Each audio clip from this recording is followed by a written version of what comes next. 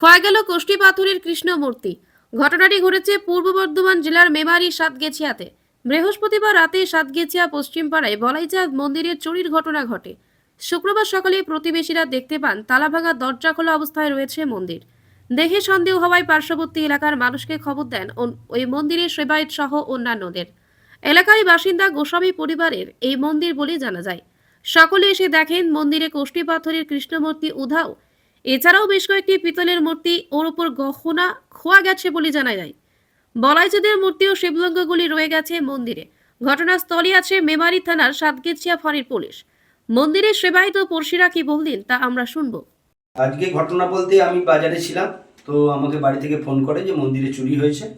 তো আমি বাজার থেকে এসে দেখলাম যে ঘর খোলা ছিল, এইসব ঠাকুর যেগুলো নারায়ণ মহাদেব ছড়ানো, বিছানাপাত্র ওল্ডার, আর আমাদের যে কৃষ্ণ মূর্তি ছিল সেটা নেই। তার সঙ্গে চারটে পিতলের মূর্তি, সেগুলো নেই। বাদবাকিগুলো সব আছে, সব ছড়ানো ছিটানো আছে। মানে চুরিটা কবে হয়েছে?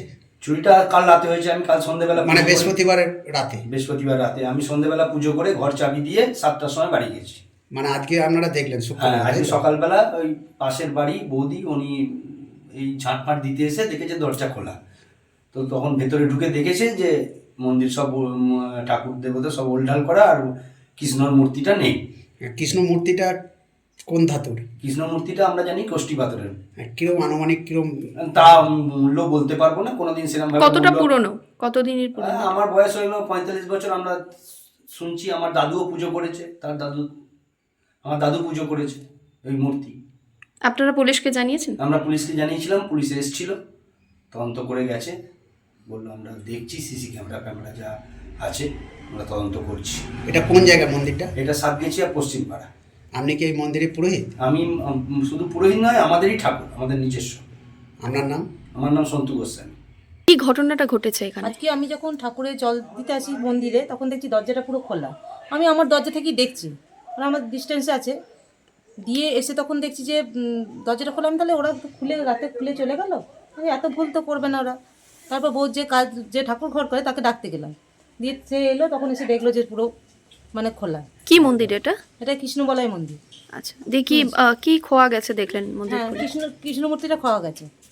কিসের মূর্তি ছিল ওটা? ওটা কৃষ্ণ মূর্তি, কোষ্ঠী পাথরের কৃষ্ণ মূর্তি। কি ঘরের কি তালা ভাঙা ছিল? হ্যাঁ, তালাটা খোলা ছিল। তালা খোলা না ভাঙা? খোলা ছিল, ওইখানে রাখা আছে তো। মানে ভাঙা রয়েছে তো দেখা যাচ্ছে। ভাঙা তাহলে ভেঙেছে, না ভাঙলে এলো কি করে? চাপ দিয়েছে, খুলে গেছে। খুলে গেছে। এটা কোন জায়গা মন্দিরটা? এটা সাতগেছিয়া পশ্চিম পাড়ায়। আপনি কি এই মন্দিরে সেবায়িত? না না, প্রতিবেশী। আপনার নাম? আমার নাম সবাসনা বন্দ্যোপাধ্যায়। কোন জায়গা? এটা সাতগেছিয়া পশ্চিম পাড়া।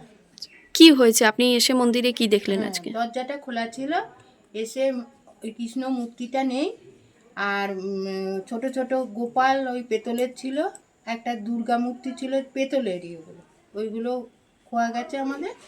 আর সব জিনিসপত্র আর কি লেপ ঢাকা ছিল, সব উল্টাপাল্টা করে দিয়েছে, নারায়ণগণ ছড়িয়ে দিয়েছে, শিব ঠাকুর ছিল এদিকে ওদিকে সব করে দিয়েছে। কৃষ্ণ মূর্তিটা কিসের ছিল ওটা? ওই কোষ্ঠী পাথরে।